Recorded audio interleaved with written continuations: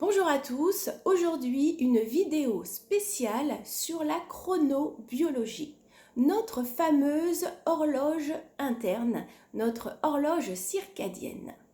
Comment notre horloge interne peut-elle avoir un impact sur notre santé? Notre rythme journalier contribue-t-il au fonctionnement de notre organisme? La lumière joue-t-elle un rôle essentiel dans la synchronisation de notre horloge biologique? Notre métabolisme est-il troublé par notre sommeil? Notre horloge interne est nichée au cœur de notre cerveau. Tel un chef d'orchestre, cette horloge va régler notre rythme journalier. Mais existe-t-il des petites horloges dites périphériques qui vont obéir à notre horloge principale? Oui. Ces petites horloges se trouvent dans chaque organe, dans chaque cellule de notre corps, d'où l'importance de jouer la bonne mélodie.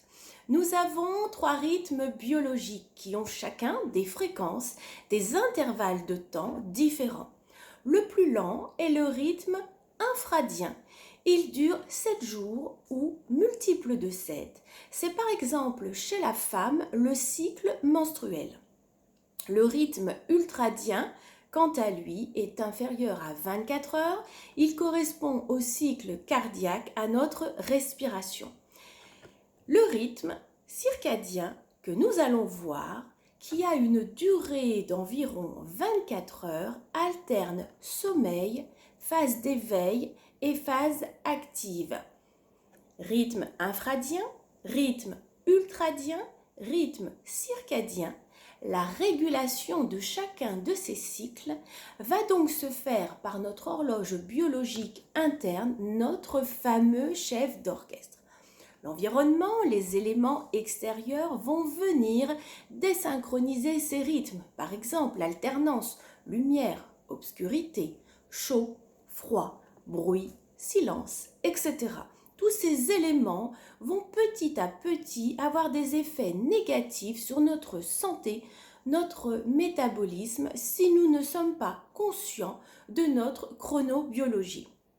Vous l'avez sans doute remarqué, nous sommes concentrés à certains moments de la journée, alors qu'à d'autres, nous subissons une réelle perte d'énergie. Mais à quelle heure dois-je me lever? Quand dois-je pratiquer mon activité physique? Le café contribue-t-il à l'accélération de mon rythme cardiaque? Chaque perturbation de notre rythme biologique aura des conséquences pathologiques sur notre santé, telles que les troubles du sommeil, les troubles digestifs, la somnolence ou bien l'agressivité. Alors, comment réduire ces risques et apporter à notre corps des solutions? La lumière, indispensable à notre horloge biologique captée par la rétine, elle va envoyer un signal interne à nos fameuses petites horloges. Il est l'heure de se réveiller. Notre mélatonine, notre hormone de sommeil, va alors être au plus bas. Notre température corporelle va commencer à augmenter ainsi que notre pression artérielle. Il est 7 heures du matin, notre corps a besoin d'énergie, l'alimentation. À ce stade, l'alimentation sera un facteur clé, le booster de notre journée. En chronobiologie, la nutrition est un facteur clé de notre santé. La régularité de nos repas a un impact direct sur notre métabolisme. Pensons à nos fameuses petites horloges internes qui sont situées dans nos organes. Celles-ci vont se dérégler et peuvent constituer des troubles graves, pouvant aller jusqu'à l'obésité, le diabète, certaines carences dont nous avons déjà parlé. Rappelez-vous que votre dernier repas doit avoir lieu au moins 3 heures avant l'heure de votre coucher et que pour permettre une bonne digestion, l'idéal serait un jeûne d'au moins 12 heures pour notre organisme. Je dîne à 19 heures si je me lève à 7 heures. Il s'agit ici d'étudier votre rythme optimal de prise alimentaire pour votre santé. Je suis donc réveillée et je dois faire les bons gestes pour réveiller aussi mon organisme. Il s'agit donc là d'adopter les bons gestes beauté, la fameuse chronocosmétique.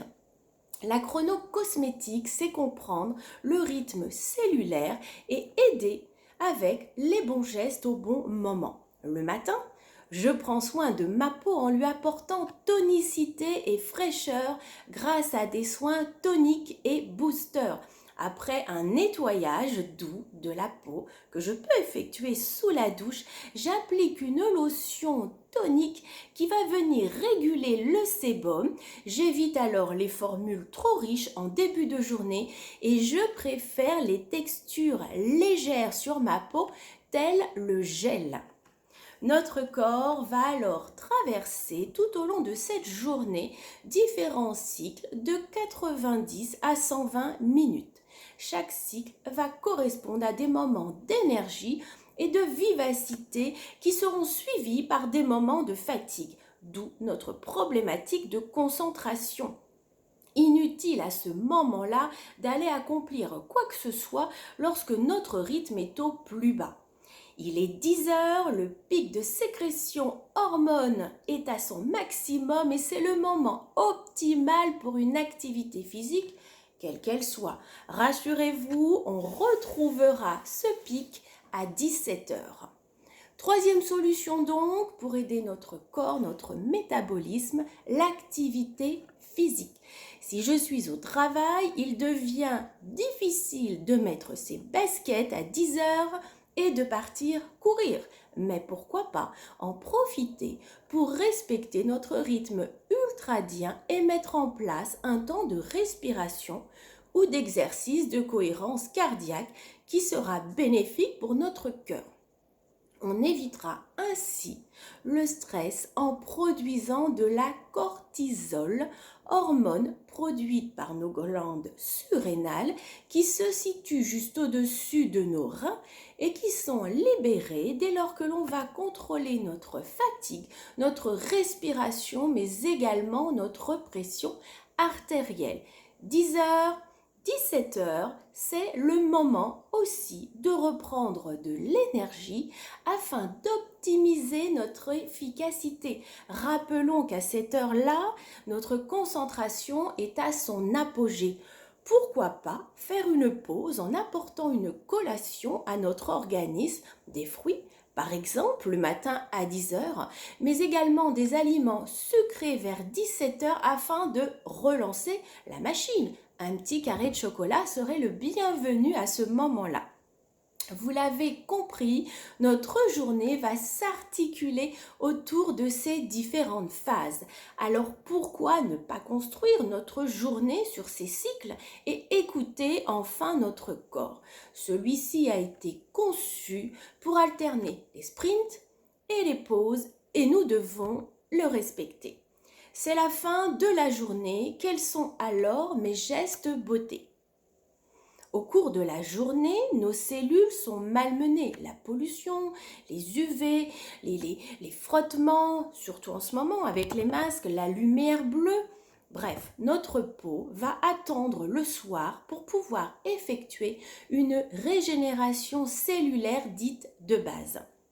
De ce fait, on va à ce moment-là privilégier l'application de soins riches du visage, du cou, sans oublier bien évidemment le décolleté. On va venir enrichir et régénérer nos cellules pour en tirer les bénéfices maximum durant la nuit.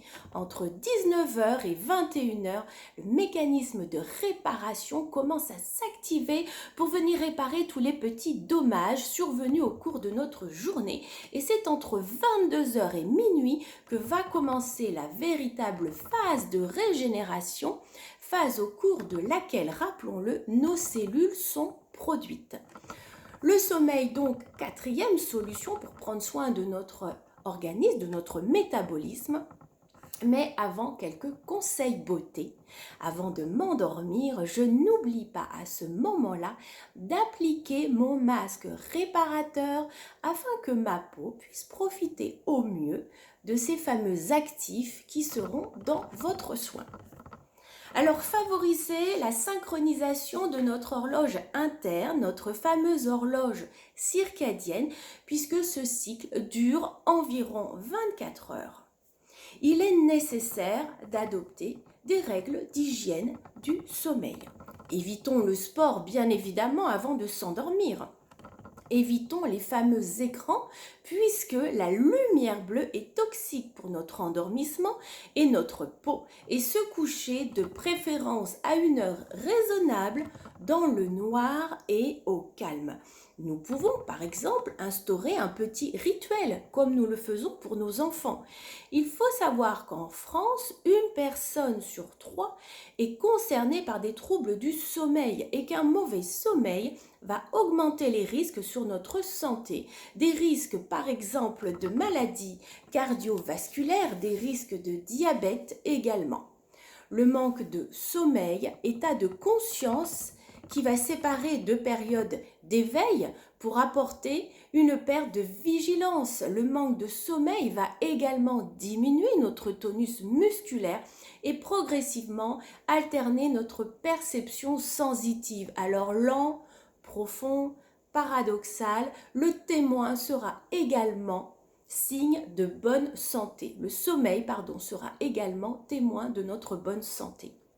Il varie au cours de notre vie, mais il reste essentiel à notre fameuse horloge circadienne. Alors vous l'avez bien compris, vous devez prendre soin de votre corps, de vos cycles et de votre façon d'utiliser votre énergie, vos moments de concentration et accepter également de faire des pauses. C'est bon pour vous, c'est bon pour votre corps et c'est bon pour votre peau. Soyez à votre tour le chef d'orchestre. Pour cela, vous avez 24 heures chrono. Voilà, aujourd'hui, il me tenait vraiment à cœur de faire cette petite vidéo. Alors oui, j'ai pris des notes car j'ai vraiment travaillé sur cette thématique car ça me semble vraiment très important dans les conditions actuelles dans lesquelles nous sommes, de respecter cette fameuse horloge biologique, de comprendre un petit peu plus les cycles qui nous amènent donc à nous sentir plus ou moins bien. Je vous propose donc de me poser vos questions comme vous en avez l'habitude sur le groupe ou en message privé et je vous retrouve très vite pour une prochaine vidéo. Je vous souhaite un très bon mercredi. Prenez soin de vous, prenez soin de votre corps, prenez soin de votre peau et adaptez les bons gestes beauté. À bientôt.